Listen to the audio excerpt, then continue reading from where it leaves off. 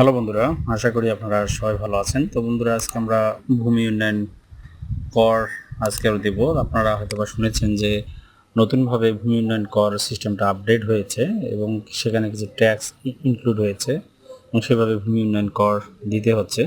সেটাই আমরা আজকে দেখব। এই জন্য আপনারা আপনাদের ইয়েতে যাওয়ার পর অ্যাকাউন্টে এখান থেকে লগ ইন করে নেবেন। যাই হোক, আমি অলরেডি লগ ইন করেছি। লগ ইন করার পর আমার অ্যাকাউন্টে এখানে চলে এসেছি। আমরা দেখুন সর্বমোট হোল্ডিং সংখ্যা একটা, সর্বমোট দাখিল আমার একটা। গত ভিডিওতে তো আমি আপনাদেরকে দেখিয়েছি যে কীভাবে আমি দিয়েছি, আজকে আবার দেবো। এই জন্য জাস্ট আমরা ভূমি উন্নয়ন করে যাচ্ছি। যাওয়ার পর হোল্ডিং তালিকায় আমরা ক্লিক করব।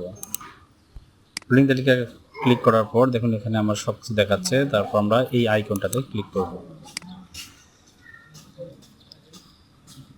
দেখুন এই আইকনটাতে ক্লিক করার পর এখানে আমার সর্বমোট দাবি 10 টাকা দেখাচ্ছে।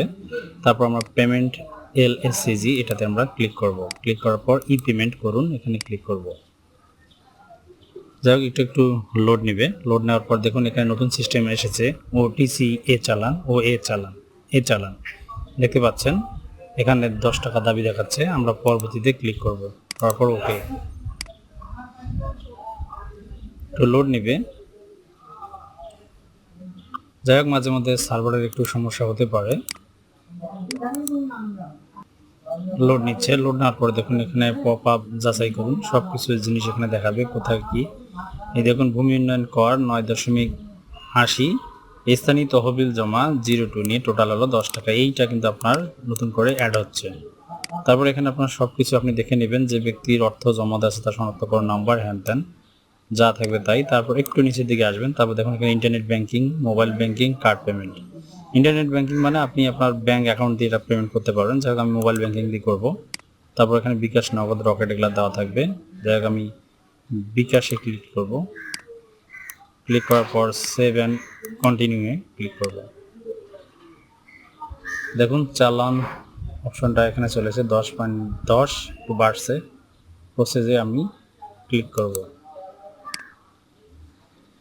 ক্লিক করার পর এখানে বিকাশ অ্যাকাউন্ট নাম্বারটা দেবো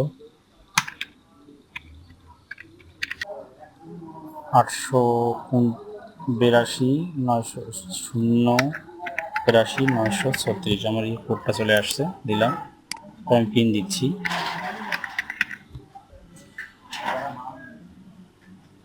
একটু ওয়েট করতে হবে। এখানে কোনো সময় রিফ্রেশ করা যাবে না। দেখুন এখানে অলরেডি রিডাইরেক্ট হয়ে চলে আসতেছে আমার এখানে। এই দেখুন এটা চলে আসলো। এখন এখান থেকে আমি চাইলে এটা প্রিন্ট নিতে পারবো। জাস্ট প্রিন্টে ক্লিক করব।